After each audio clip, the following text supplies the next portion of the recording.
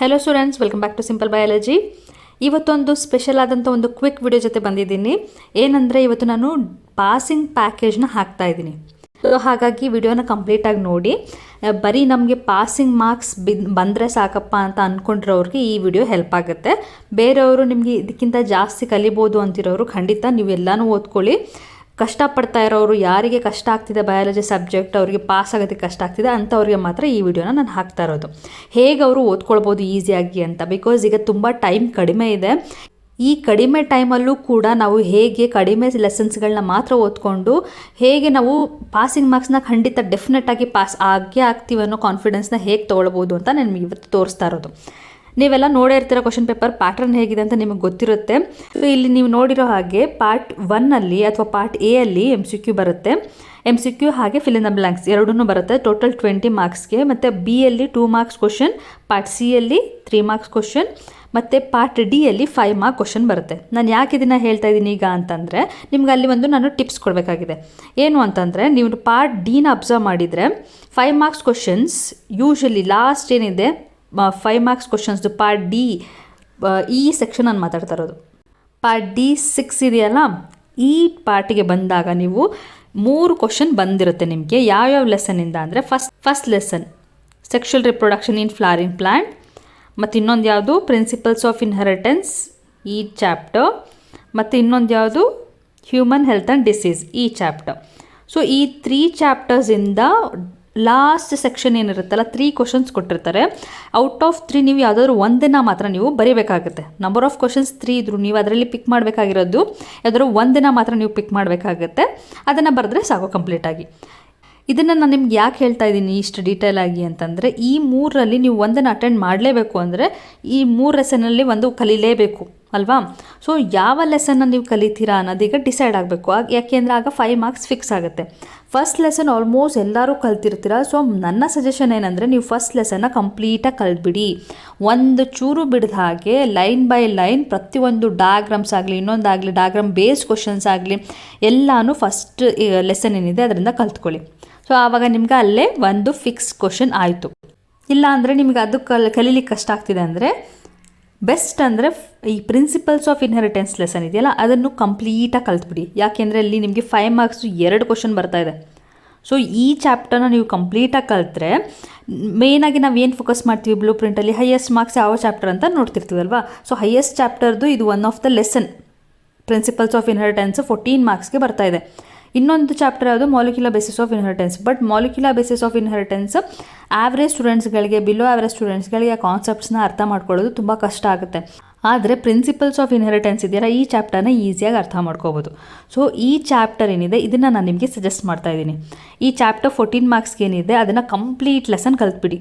ಕಲ್ತ್ರೆ ನಿಮಗೆ 2 marks 10 marks ಅಲ್ಲಿ 5 ಮಾರ್ಕ್ಸ್ 2 ಕ್ವಶನ್ ಫಿಕ್ಸ್ ಆಯಿತು. ಅದು ಬಿಟ್ಟು ನಿಮಗೆ MCQ ಬರುತ್ತೆ, ಹಾಗೆ ಶಾರ್ಟ್ ಆನ್ಸರ್ ಟೈಪು ಬರುತ್ತೆ 2 ಮಾರ್ಕ್ಸ್ಗೆ. ಸೊ MCQ ಮತ್ತು ಶಾರ್ಟ್ ಆನ್ಸರ್ ಟೈಪ್ ಹೇಗೋ ಮ್ಯಾನೇಜ್ ಮಾಡ್ತೀರಾ. ಬಟ್ 10 ಮಾರ್ಕ್ಸ್ ಈಸಿಯಾಗಿ 5 ಮಾರ್ಕ್ಸು ನೀವು ಕಲ್ತ್ಕೊಳ್ಬೋದು. ಇದ್ರದ್ದು ರಿಲೇಟೆಡ್ ವಿಡಿಯೋಸ್ ಏನಿದೆ ಎಕ್ಸ್ಪ್ಲನೇಷನ್ 5 ಮಾರ್ಕ್ಸ್ಗೆ ಏನೇನೆಲ್ಲ ಬರ್ಬೋದು ಪ್ರತಿಯೊಂದು ಡೀಟೇಲಾಗಿ ನಾನು ಆಲ್ರೆಡಿ ಎಕ್ಸ್ಪ್ಲೇನ್ ಮಾಡಿ ನನ್ನ ಚಾನಲ್ನಲ್ಲಿ ಹಾಕಿದ್ದೀನಿ. ಸೊ ನೀವು ಅದನ್ನು ರೆಫರ್ ಮಾಡಿದರೂ ಕೂಡ ಈಸಿಯಾಗಿ ಕ್ವಿಕ್ಕಾಗಿ ನೀವು ಶಾರ್ಟ್ ಡ್ಯೂರೇಷನಲ್ಲಿ ನೀವು ಕಲ್ತ್ಕೊಂಡ್ಬಿಡ್ಬೋದು.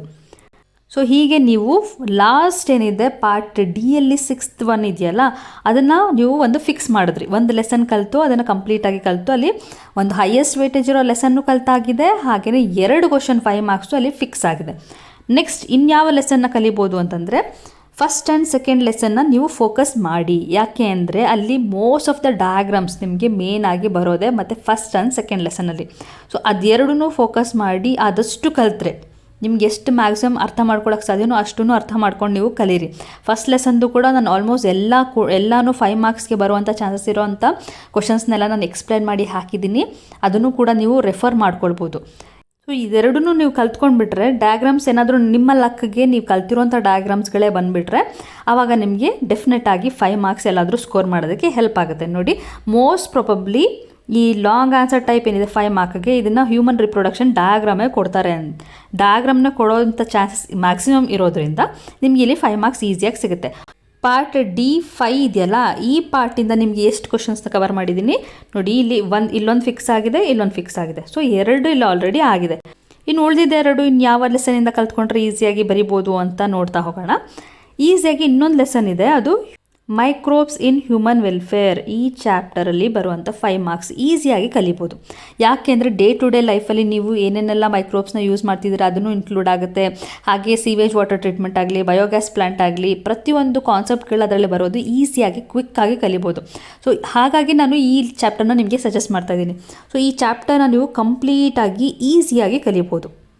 ಓಕೆ, ಈ ಚಾಪ್ಟರ್ನ ಕಂಪ್ಲೀಟಾಗಿ ಕಲೀರಿ. ಹಾಗೆ ಈ ಚಾಪ್ಟರ್ನು ಕಂಪ್ಲೀಟಾಗಿ ಕಲಿಯೋದಕ್ಕೆ ಟ್ರೈ ಮಾಡಿ.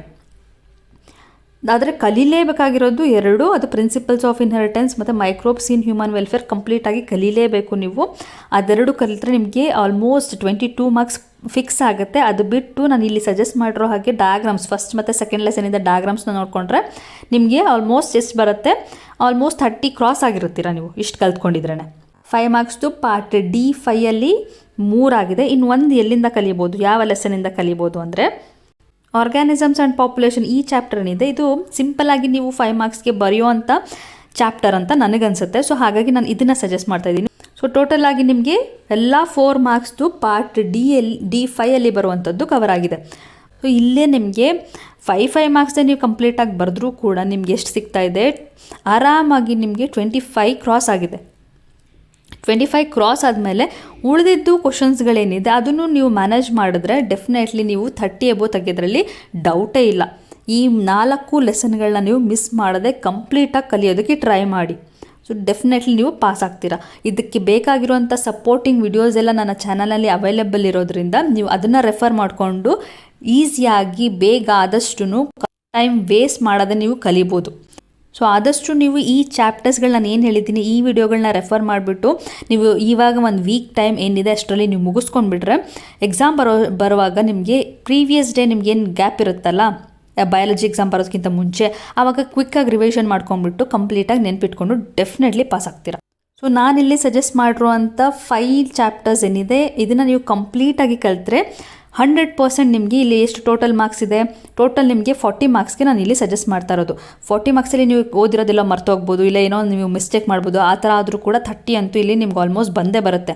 ಇದರಲ್ಲಿ MCQನೂ ಇನ್ಕ್ಲೂಡ್ ಆಗಿದೆ. ಸೊ ನೀವು MCQ ಅಟೆಂಡ್ ಮಾಡುವಾಗ ಎಕ್ಸಾಮಲ್ಲಿ ಒಂದು ಆ್ಯಾವ್ರೇಜ್ ಒಂದು 7 or 8 ತೊಗೊಳ್ತೀರಾ ಅಂತ ಅಂದ್ಕೊಳ್ತೀನಿ. ಓಕೆ, 7 or 8ನ ಕರೆಕ್ಟಾಗಿ ಬರೆದ್ರೂ ಕೂಡ ನಿಮಗೆ 30 ಇಲ್ಲಿ ಅಂದ್ಕೊಂಡ್ರು 38 plus fill in the blanks ಒಂದು ಡೆಫಿನೆಟ್ಲಿ ಎಲ್ಲರೂ ಬರೀತಾರೆ. ಯಾಕೆಂದರೆ ಅಲ್ಲಿ ಆಪ್ಷನ್ಸ್ ಇರೋದ್ರಿಂದ ಈಸಿಯಾಗಿ ನೀವು ಬರಿಬೋದು. ಸೊ 35 ಪ್ಲಸ್ ಆಲ್ಮೋಸ್ಟ್ 40ಗೆ ನೀವು ಕಂಪ್ಲೀಟಾಗಿ ನೀವು ಈಸಿಯಾಗಿ ಬರಿಬೋದು. ಪ್ರಾಬ್ಲಮೇ ಇಲ್ಲದೆ ನೀವು ಈಸಿಯಾಗಿ 40 ಮಾರ್ಕ್ಸ್ನ ಸ್ಕೋರ್ ಮಾಡೋದಕ್ಕೆ ಏನೇನೆಲ್ಲ ಸಪೋರ್ಟಿಂಗ್ ವಿಡಿಯೋಸ್ ಬೇಕು ಅದೆಲ್ಲ ಹಾಕಿದ್ದೀನಿ. ನೀವು ಡೆಫಿನೆಟಾಗಿ ಇದನ್ನು ರೆಫರ್ ಮಾಡಿಕೊಂಡು ಪಾಸ್ ಆಗೋದಕ್ಕೆ ನನ್ನ ಕಡೆಯಿಂದ ಎಷ್ಟು ಮ್ಯಾಕ್ಸಿಮಮ್ ಹೆಲ್ಪ್ ಮಾಡೋಕ್ಕಾಗುತ್ತೋ ಮಾಡ್ತಾಯಿದ್ದೀನಿ. ಸುಮ್ಮನೆ ನೀವು ಪ್ರೀವಿಯಸ್ ಇಯರ್ಸ್ ಕ್ವಶನ್ ಪೇಪರ್ನ ನೋಡಿಕೊಂಡು ಅಥವಾ ಮಾಡೆಲ್ ಕ್ವಶನ್ ಪೇಪರ್ಸ್ನ ನೋಡಿಕೊಂಡು ಟೈಮ್ ವೇಸ್ಟ್ ಮಾಡೋದಕ್ಕೆ ಹೋಗಬೇಡಿ. ಯಾಕೆ ಅಂದರೆ ಅದೇ ಕ್ವಶನ್ಸ್ಗಳು ಬರುತ್ತೆ ಅಂತ ಹೇಳೋಕ್ಕಾಗಲ್ಲ.